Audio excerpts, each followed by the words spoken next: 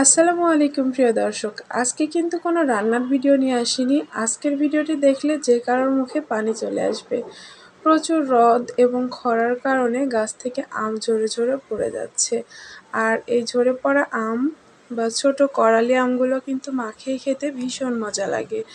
তো এই রোদের কারণে যে ঝরে যাওয়া আমগুলো, এই আমগুলোই আমি সারাদিন ধরে গাছের নিচ থেকে কুড়িয়ে এনেছি, আর এগুলো এখন আপনাদেরকে মাখিয়ে দেখাবো। আর এই আমগুলো হচ্ছে ফজলি আম, কাঁচা খেতে কিন্তু ভীষণ মজার। যারা এই ফজলি আম খেয়েছেন তারা জানেন, এটা রাজশাহী অঞ্চলে খুবই চলে এই আমটা। তো এই আমটা পাকার তুলনায় কাঁচা খেতেই বেশি ভালো লাগে, আর এরকম ছোট অবস্থায় খেতে আরও বেশি ভালো লাগে। তো আমগুলো প্রথমে আমি খোসা ছাড়িয়ে নিচ্ছি, আর দেখুন এগুলো যে পড়া আম, এই জন্য মাঝখানে একটু যখন গাছ থেকে পড়ে তখন আমগুলো একটু ফেটে যায়, তাই এগুলো একটু কালো কালো দাগ হয়ে গেছে। তো এই আমগুলো কিন্তু খেতে বেশি ভালো লাগে। আর এত ছোট আম আপনারা গাছ থেকে কিন্তু পেড়ে খাবেন না, কারণ এই আমগুলো বড় হলে অনেক বড় বড় হবে। আর এত ছোট আম আসলে, এত ছোট ফল গাছ থেকে পেড়ে খাওয়া উচিত না। তো আমি যে রোদের কারণে পড়ে গেছে সেগুলোই আমি খেয়ে দেখাচ্ছি মাখিয়ে। তো যে কালো কালো দাগ রয়েছে সেগুলো একটু ছড়িয়ে দিয়ে তুলে ফেলার চেষ্টা করছি। খোসা ছাড়িয়ে ফেলার পর বোটার দিক থেকে একটু বেশি করে কেটে ফেলতে হবে, কারণ এই ফজলি আমের বোটার দিকে অনেকটা কষ থাকে। এখন খোসাগুলো ফেলে দিচ্ছি, দিয়ে আমগুলো এবং বোর্ডসহ আমি ভালোভাবে ধুয়ে নিব। ধুয়ে তারপরে আমি কুচি কুচি করে কেটে নেব। আপনারা এরকম ছোট ছোট আম খেতে কে কে ভালোবাসেন অবশ্যই কমেন্টে জানাবেন। আর কে কোন জেলা থেকে দেখছেন সেটাও কমেন্টে জানাতে ভুলবেন না। এখন আমগুলো লম্বা লম্বা পাতলা পাতলা করে কেটে নেব। তো আমি আমার পছন্দ মতো কেটে দিচ্ছি। আপনারা চাইলে কিন্তু ভাজি কাটার যে মেশিন আছে সেটা দিয়ে আরও ছোট ছোট করেও কাটতে পারেন। তবে এই ফজলি আমের ছোট থাকা অবস্থায় কিন্তু অত বেশি টক থাকে না, তাই এটা একটু বড় করে কাটলেও সমস্যা নেই। আজকের এই আম মাখানোর সময় আমার একটা রুমমেটের কথা মনে পড়ে গেল। আমার রুমমেটের নাম ছিল ফজিলা।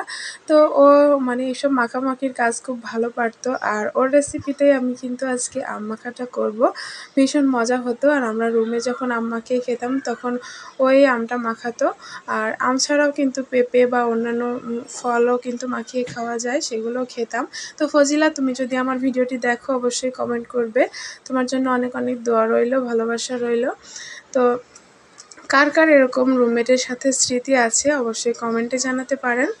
আর ভালো লাগলে অবশ্যই লাইক দিবেন আজকের ভিডিওতে। আর চ্যানেলটি সাবস্ক্রাইব করে না থাকলে প্লিজ প্লিজ সাবস্ক্রাইব করে আমার চ্যানেলের পাশে থাকার জন্য অনুরোধ থাকলো।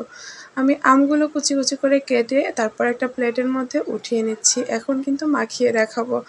আর এটা মাখানোর সময় যে মানে আমার আর ধৈর্য হচ্ছিল না যে কখন খাবো। তো আমি এখন যে ভিডিওতে ভয়েস দিচ্ছি এখনও কিন্তু আমার মুখে পানি চলে এসেছে।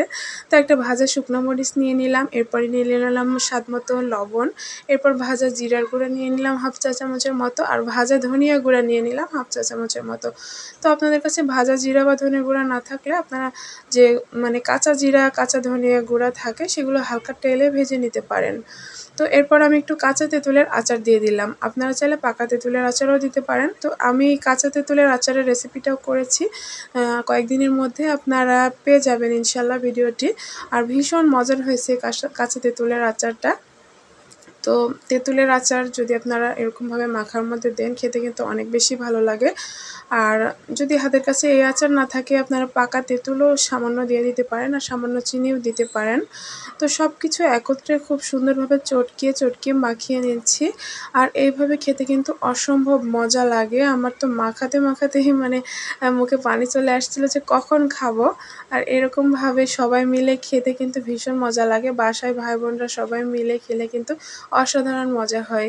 আর এখানে লবণটা কম মনে হচ্ছিল তাই আমি আরও একটু লবণ দিয়ে দিলাম। আপনারা কিন্তু যে কোনো আম এভাবে মাখিয়ে খেতে পারেন, অসম্ভব মজা লাগে। আর এরকম গরমে গোসলের আগে এরকম টক আম মাখা খেয়ে তারপর গোসল করলে কিন্তু শরীরটাও ভালো লাগে।